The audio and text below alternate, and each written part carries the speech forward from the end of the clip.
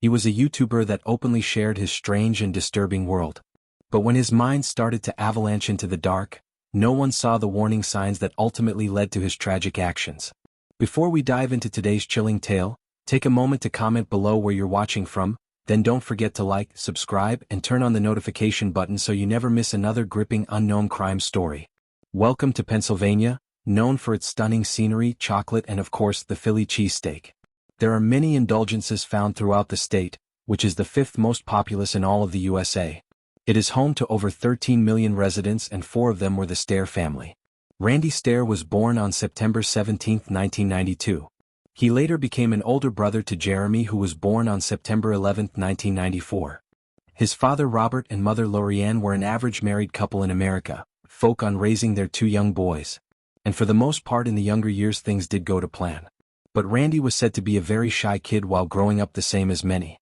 He didn't like to be the center of attention at school and would often look away when being talked to. But more uniquely, he would prefer to be alone at all times. And always seemed lost as a child without any full clarity. Randy was a big fan of Nickelodeon cartoon shows and would often draw pictures of Timmy Turner and Danny Fenton in his school books. As a child, he often dreamed of being a cartoon character too. But other than a broken collarbone in first grade, Randy's childhood wasn't too eventful. His introverted side carried on with him into adulthood. However, yes, he did have friends, but he never dated anyone, and he hated working in groups at school. And although it was obvious that Randy suffered from some sort of social anxiety, he was never actually diagnosed with any sort of mental condition. In June of 2008, Randy launched his YouTube channel called Pioneers Productions. He'd actually had a previous channel before this, creating funny videos using movie clips. But after several copyright strikes, it was taken down indefinitely. The new Pioneers Productions channel, however, would be different. To begin with, Pioneers Productions was all about goofy comedy stints, something you'd expect from an average 15-year-old boy. And as time went on, the channel would restructure to focus on 3 main characters: Randy, STAIR, Froggy, and Whale. Randy had actually found Froggy in a shopping cart at Weis supermarket one day. It was dirty and smelled of cigarettes, so Randy decided to take him home and clean him before using him as a character in comedy skits. "I don't care. I'm setting you straight. Even if it kills me and sets the house on fire. I got to do it. You've got to be kidding me. I'm a fucking frog. You want me to get educated? I've had enough to hear with your attitude, your manners." Your Whale was depicted as a perverted predator that liked to hit on Randy with a low voice. He would continue to create content around these two and himself for a couple of years. "You mean you still haven't told them about us?" "No. There is no us." In 2010, Randy got his first job working at McDonald's, but he hated it. Within 3 hours of his first shift, he quit. Randy's parents were furious. By now, Randy was 18 years old and his parents expected him to push his own weight in the family household. So only a few months later, Randy's dad got him a job at the local Weis supermarket where he himself was the shop's manager. Back on the YouTube side of things, it was spring in 2011 that Randy officially became a paid YouTube partner. "Everybody, my lifelong dream for YouTube has come true. I am officially a YouTube partner, and that is fantastic." For a while already, he had wanted to become a filmmaker, and with monetization achieved, this propelled his ambitions. "But I just jumped up when I saw that, so my big goal is accomplished." So on that note, he bought himself a new iMac and started to create content with other creators in his genre. It was around the same time in 2011 that Randy graduated from Dallas High School. He would now attend Luzerne County Community College for 3 years through to 2014, but it was never at the forefront of his mind. Being a fan of many cartoons throughout the years, Randy was also part of the My Little Pony fandom, or also known as a brony. He also had several other posters from Frozen, Inside Out, and the Beatles.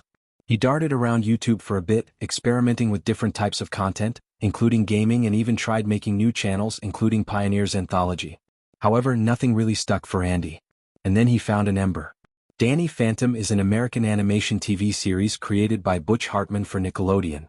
The same creator as The Fairly Odd Parents, the series follows Danny Fenton, a teenage boy who, after an accident with an unpredictable portal between the human world and the ghost zone, becomes a human-ghost hybrid and takes on the task of saving the world. Danny Phantom was well received by both television critics and audiences, gathering a cult following since its original run in 2004. And one of those fans was Randy. And this is where we begin to see the strange and delusional world of Randy STAIR. One of those characters who was eventually introduced into Danny Phantom went by the name of Ember McLean. Ember is a ghost rock star who uses music as a sonic weapon to hypnotize her enemies. And while she only appeared in a few episodes, she is best known for a seductive charm and hatred for authority. A couple songs were made for the cartoon, and once those two soundtracks were officially released to YouTube, Randy became obsessed with both Ember and the music, listening to them constantly. And despite being just a cartoon, Randy claims that Ember was his first crush. Apparently, she helped him cope with various struggles through life. In a video he even said this. Following, I just kept looking at her and it's like she got it. She understood me. I understood her. We had feelings for each other. And it was way more than just a simple connection. It was life-changing. I went into a zone that I had never really been in before. The comfort that Randy found in Amber was particularly potent in 2013. In January, Randy lost his friend Matt in a tragic car accident. And shortly after, he would lose his granddad too. In addition to both painful experiences, Randy's basement would flood, destroying a lot of his property. And shortly after, Randy himself would be in a car accident too. But lucky for him, escaping relatively unharmed. The multiple deaths that Randy witnessed led him into morbid curiosity. Wondering what death was truly like, he began to heavily analyze his thoughts of death and was unable to escape from them, even eventually enjoying those thoughts back to Ember. Many people, including Randy's friends, would often joke about Ember being Randy's fictional wife. Randy, though, would see it indifferently. To him, she was his queen. But this close to my baby. Well, Amber was my baby. She's not my baby anymore. She's my queen. Mackenzie is my baby. Mackenzie baby. Randy claimed that he felt spiritually connected with her and that he actually knew Ember before his birth, as if his spirit existed in another realm before becoming human. It was through his connection with Ember that he created his own alternate universe, one that would firmly grip Randy and ultimately change his direction in life forever. He called his fantasy universe Ember's Ghost Squad, or EGGS for short. It was a fan-made spin-off of Danny Phantom, staying true to both the artwork and the general storyline. A squad of ghosts, but this time, ones who seeked and recruited suicidal people. Following several years of work on Pioneers Productions and not getting very far with it at all, he decided to quit and move on to his new passion, which was to create and animate Ember's Ghost Squad. He'd do this by changing to a new YouTube channel. But before he could, he would have to end Pioneers Productions. Throughout 2014, he worked on a 5-part YouTube series that focused on killing off his two other main characters, Froggy and Whale. He did this by viciously stabbing them with a knife. Why are you doing it? Because she told me to. Perhaps. The acting was a little too real for Randy though, because while filming he would accidentally lacerate his right pinky finger, something that would require 3 surgeries to correct. His finger would remain permanently bent after surgery too, but Randy saw this as a good thing. It meant that he could now work night shifts at the local supermarkets, and with that extra time he could animate more. On the January 12, 2015, Randy posted his last video to Pioneers Productions. In this video he reimagines himself playing Call of Duty. When Ember appears in front of him, the two converse about their connection and how she has had a profound impact on his life. He takes a box containing Froggy and dwells outside, and then proceeds to burn the box. Metaphorically, this shows the end to his past. After returning home still in the movie, he then talks to Ember briefly before telling her that he is ready. He then pretends to take a gun to his head and ends his own life. And with his old YouTube channel now officially out the way, he could focus on his new passion, animating Ember's Ghost Squad. From this point onwards, he would also call himself Andrew Blaze. He actually hated his official birth name, Randy STAIR. We're moving forward by a year to January 2016. After posting his final video to Pioneers Productions 12 months prior, Randy's life continued to fall inward. With the old YouTube channel now finished, he had more time to learn animation and more time to obsess over Ember. He was also becoming more evil-minded and edgy. Through a new video that he titled Abyss, he shared his dark thoughts about the world, challenging his viewers to look into the abyss and to find their true selves. How well do you really know yourself? I want you to try something. Go to the mirror. Just stand there for a little while, just staring at yourself. Do you recognize that person staring back at you? You might think you do, but I could guarantee you that more likely than not, you do truly not understand that person staring back at you. It is clear that by the point this video was taken, Randy had spiraled into a new level of delusion, psychosis and anger. He describes how psychiatrists and scientists would never be able to understand him and that he was special. He then proceeds to talk about a woman that he's been seeing and how she has helped him see the way. And if it isn't obvious, the woman he is talking about is Ember Red. He concludes how things have been changing him over the last couple years and now he has discovered who he truly is. After Randy became obsessed with death, he started to see the afterlife as a magical place where anyone could do anything they wanted. He believed that everyone receives a soul contract to do something in life and that they die after they accomplish it. And it is this thought that led Randy to think that he was meant to die so that he could be with Ember in the afterlife. Although he was the actual creator of EGS, Randy believed that EGS was real. And once he died, he would resurrect as a female spirit to join them. Although Randy's depression had been getting worse since 2013, it was now noticeably much more dire. He was now seeing death as the best outcome for his future. And even worse, he now believed it was his fate to die so that he could join the other ghosts in the EGS universe. Although Ember's Ghost Squad never really became popular outside of Randy's direct sphere of influence, he continued to develop his alternate reality. He even played his fantasies out in real life, making Twitter profiles for the 8 main EGS characters he created, all of them talking to each other frequently when in reality, it was Randy himself pulling all the strings. Randy had tirelessly worked on his legs animations for years, doing almost the entire thing by himself. This excluded the times he paid several $100s to voice actresses to cover some of the female character voices. He had actually created not just one but several animated episodes of Ember's Ghost Squad. And although he really wanted to share his work to a larger audience, no one was actually interested in what he was doing. He had, in fact, even concerned some of his fans with the excessive violence and morbid themes found throughout his episodes. Nobody ever actually reported his increasingly concerning behavior to authorities either. When people asked Randy himself why he was being so violent, he would just reply by saying, "This is me, just acting." And little did anyone know that despite the already twisted and delusional world of Randy STAIR, things were about to get a lot worse. Okay, so here's the deal. Got a 1983 quarter right here. You believe in fate? Here's the fate test. I'm gonna flip this 3 times. Or the best out of 3 rather. And if it's heads, I'll do it here. If it's tails, supermarket. In April of 2017, Randy filmed himself challenging his own fate. By now, he had decided that he wanted to die, but how he was going to do it wasn't yet known. He therefore decided to flip a coin to determine whether it would involve him doing it on his own or taking other people down with him. It was the best out of 3. And with 2 tails to 2 heads, the final coin toss would decide it all. That is the tails, folks. Tails it. Which means there's going to be a loss of a human life besides my own. At the time of this recording, Randy had already bought himself a Mossberg 500 shotgun. Well, actually, he'd received it from his mother and he called the gun Rachel, after one of his EGS characters. And now, with the coin being so-called fate, he decided to buy himself a second shotgun of the same type. He also vented his frustrations with the world and the everyday stresses with life. Eventually, he even resorted to homophobic and racist remarks. He firmly believed that the 2 killers were victimized and even became sympathetic towards them. And this slip of fate, it sealed his desire to follow their same path. From here on out, Randy's plans and the ominous trail of clues he'd leave behind would rapidly grow over time. He posted several videos of him firing at bottles of water on a firing range. He made written journals covering his extremist thoughts and plans. He even created natural selection shirts, imitating the same one that one of the Columbine killers Eric wore.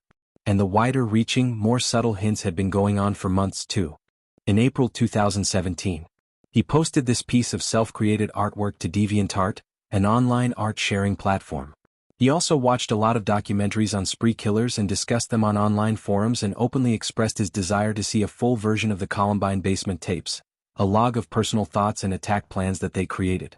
And day by day, clue by clue, his delusional plans to attack his own supermarket solidified.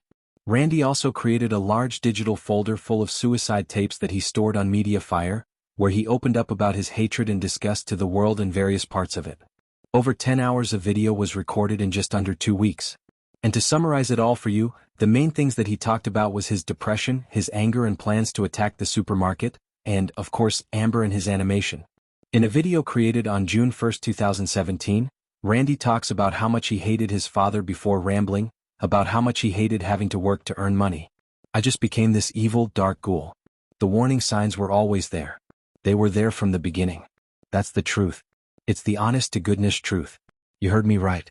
I said goddess. I didn't say God. I said goddess. But I don't believe in God.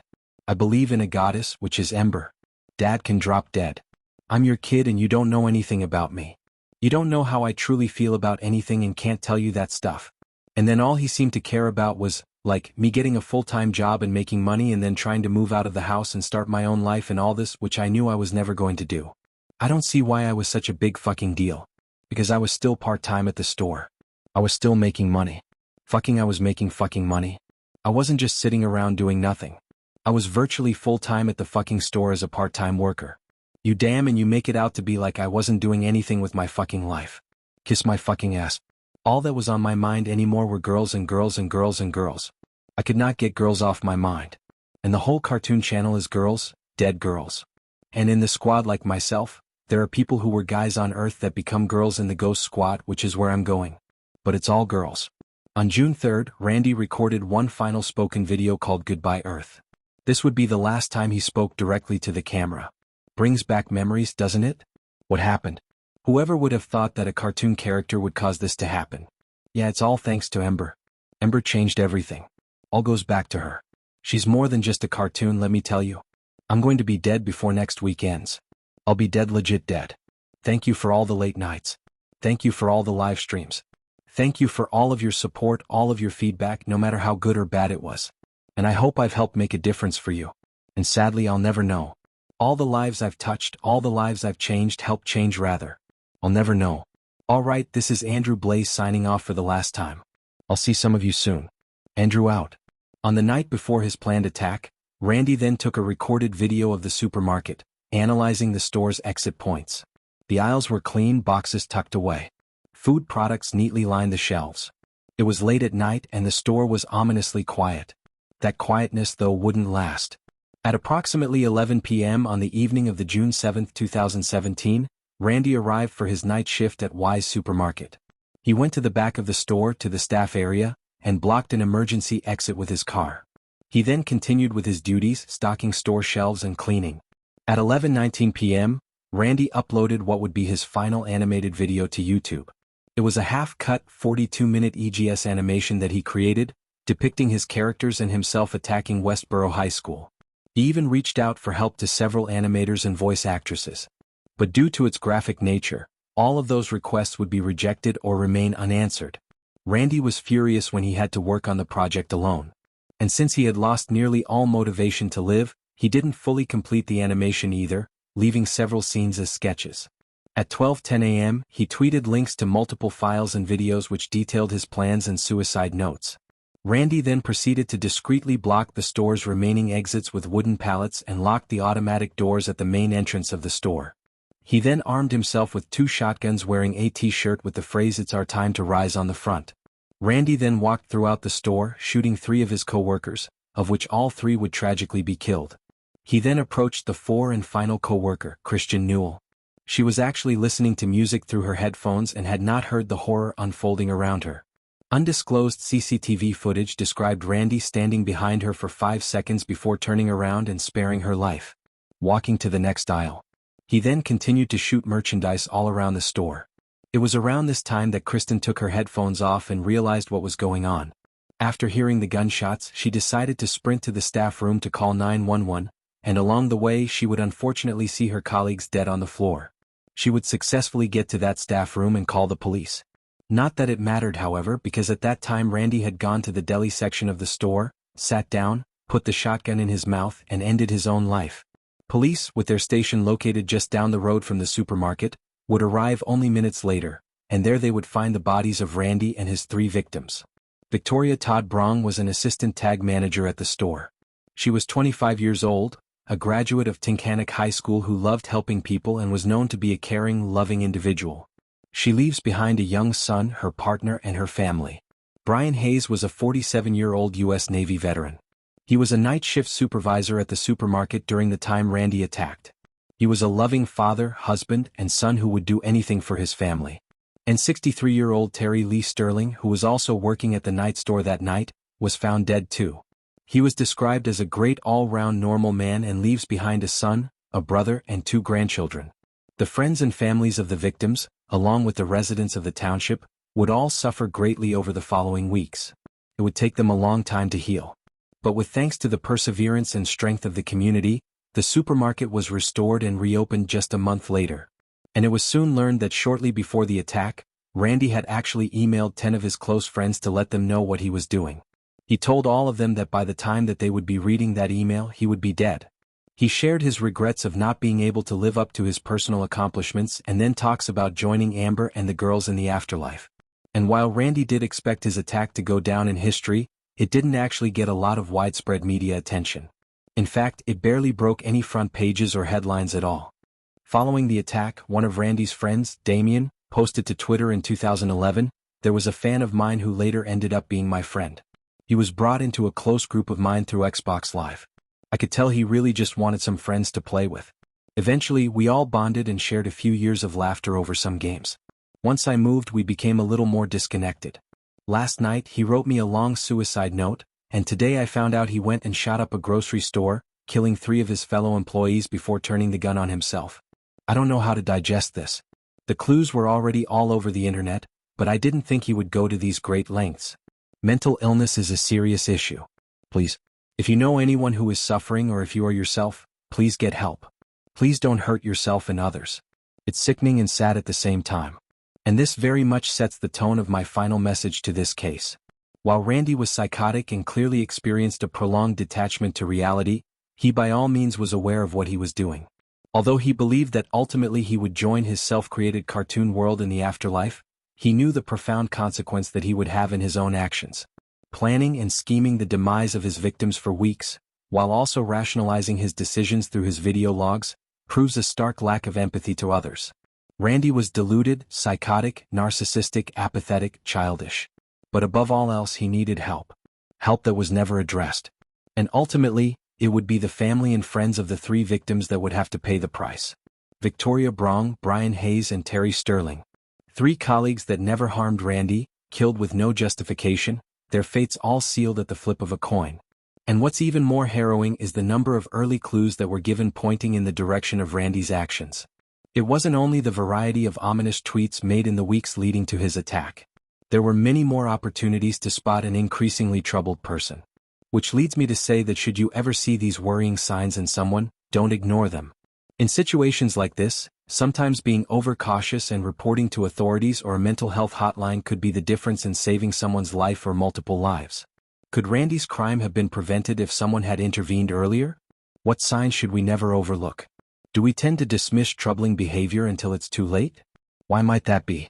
What role should social media play in identifying red flags like ominous posts or concerning tweets? How can we create a culture where people feel safe reporting troubling signs without fear of judgment or reprisal?